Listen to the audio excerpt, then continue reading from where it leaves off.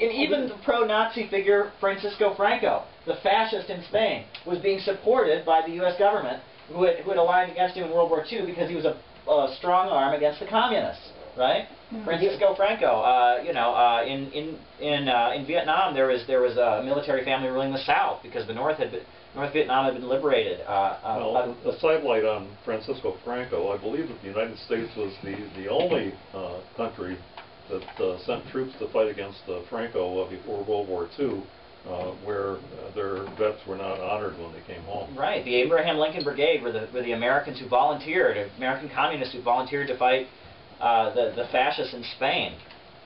They famously executed the Rosenbergs, who were a Jewish couple who were accused of giving the nuclear secrets to the Soviets, and they were clearly not guilty of giving the nuclear secrets to the Soviets. Now, whether they were Soviet agents, that's open to debate, but it's never been proven at all that they had anything to do with giving nuclear secrets to the Soviets. By the way, they weren't convicted of giving nuclear secrets to the Soviets. They were convicted of conspiracy, which does not carry the death penalty. And as Barbara has so well pointed out, Ethel Rosenberg was convicted of typing. Wow. And she was offered her life if she would discount her marriage and testify against Julius, which of course is also totally illegal. So you can't do that, you cannot testify against your husband or even your ex-husband if you divorce him while you're... so in 19... Oh, Joel, all the privileges we have, all the rights we have, the franchise, everything, it's just so long as we're not pissing off the bosses. Right. We piss them off too much, they take it away from us and then it's just a bone they throw to us to calm us down. But if we get angry, then they have no qualms about shooting us and taking those privileges away from us. Absolutely. As it says in the International, freedom is only privilege extended unless enjoyed by one and all. Well, in 1954, Stalin died in the USSR, and there was within the bureaucracy that ran the USSR. 1953. 53. Thank you, Francis. And there were two factions that formed in the Communist Party. There was the section of people who were loyal to Stalin under Molotov, and there was the section led by Khrushchev, who denounced Stalin, and they wanted to desocialize parts of the economy. So a fight erupted, and then in 1956 Khrushchev was victorious, and he gave what's called, it's so funny, the secret speech. Suppose it was secret, except it was only secret to Russians, because Russians loved Stalin so much because he had defeated the Nazis and industrialized. But it was broadcast all over the world. It was the entire issue of the New York Times the day it was given was one thing, Khrushchev's secret speech, and it was a 3-hour denunciation of Stalin's crimes. And it was mainly Stalin's, brutality to his enemies. He was one of Stalin's golden boys. Khrushchev, of course, was one of Stalin's golden boys. But when he came in, Khrushchev gave this big, long denunciation of Stalin, and it was a way of telling the Western capitalist powers, look, we're not going to oppose you anymore. That Stalin, he was the guy who was against you, but we're the good ones. Okay, and so when Khrushchev came in, he also introduced it in the name of de-Stalinization.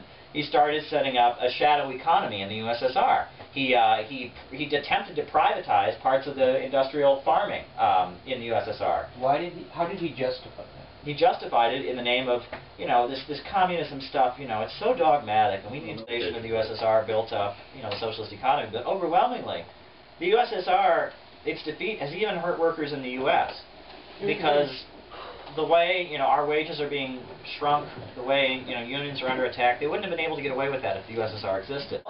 And the Soviet experience overwhelmingly proved that socialism as a system does work, right? The Soviet Union went from, after the 5-year plans, they went from this, third world impoverished country to being one of the strongest economies in the world. You have to keep in mind, who was the first country to launch a spacecraft? Yes. Soviet Union, Sputnik. What was the first?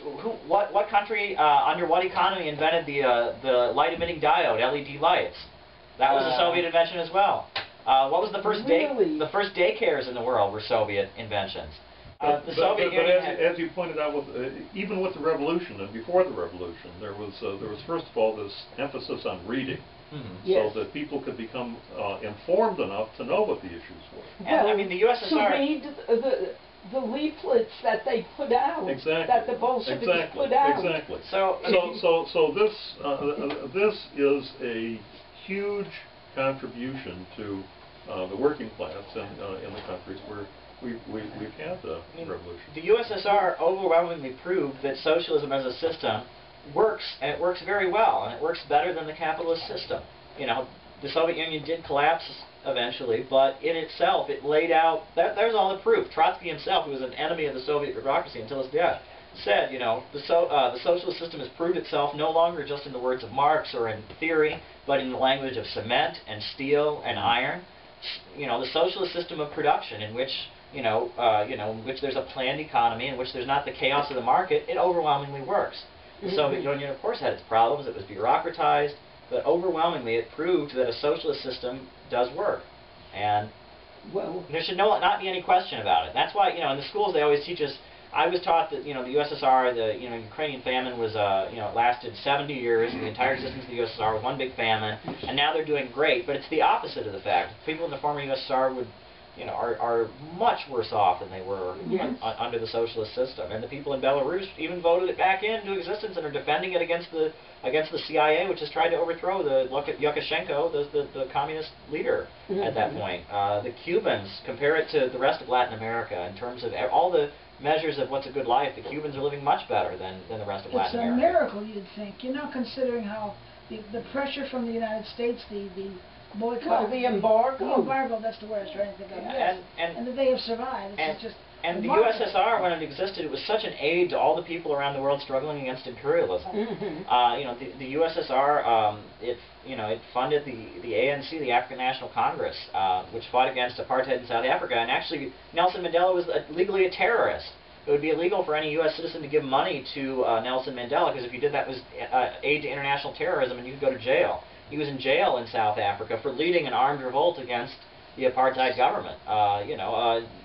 Zimbabwe, Angola, the people of Vietnam, when they were struggling against the U.S., they were supported largely by the Soviet Union. The Soviet Union, regardless of its problems, was on the side of the oppressed people everywhere against imperialism. And it was a big thing in our camp, and in our side, of the side of workers in the U.S.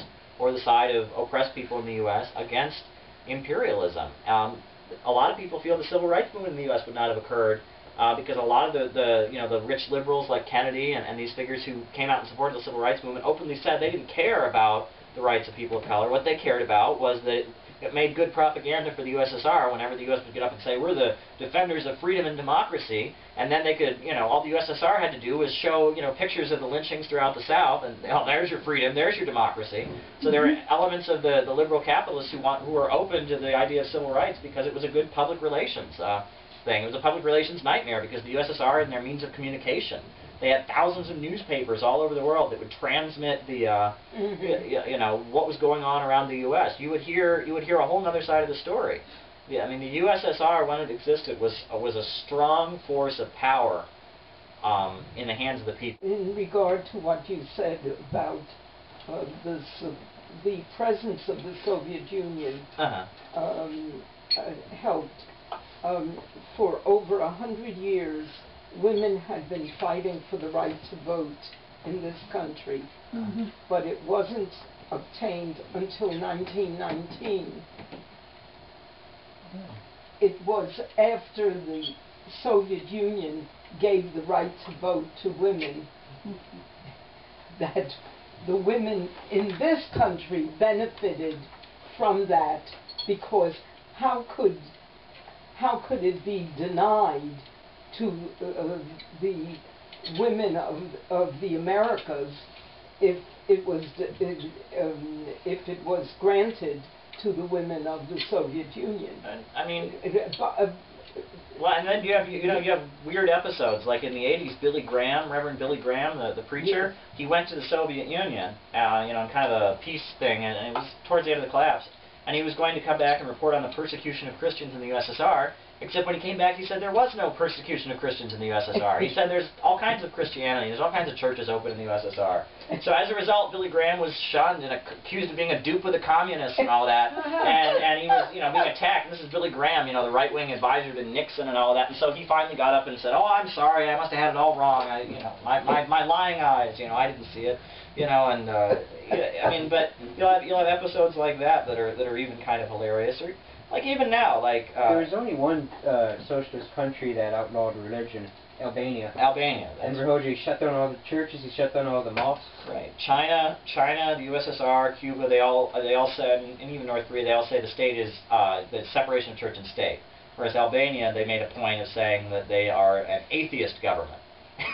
Which I think is kind of funny. They were the first ones to say we're a purely atheist government. Yeah, and Albania was the only country in Eastern Europe that didn't side with the USSR. Albania sided with China, famously. And then they even denounced China in the 80s and said that they were the only socialist country in the world. Yeah. Are they? No. No, now they're capitalist. They had a counter-revolution in the 80s, just like the rest of Eastern Europe. 92. Yeah. Yeah. Oh, in 92? Oh, so they lasted a little bit longer. They lasted until 92. So what's life like there now? Miserable. I have a friend who's Albanian. She came to this country when she was 11. That was 11 years ago. And she said it was shit there. It was really poor. This is right after socialism fell.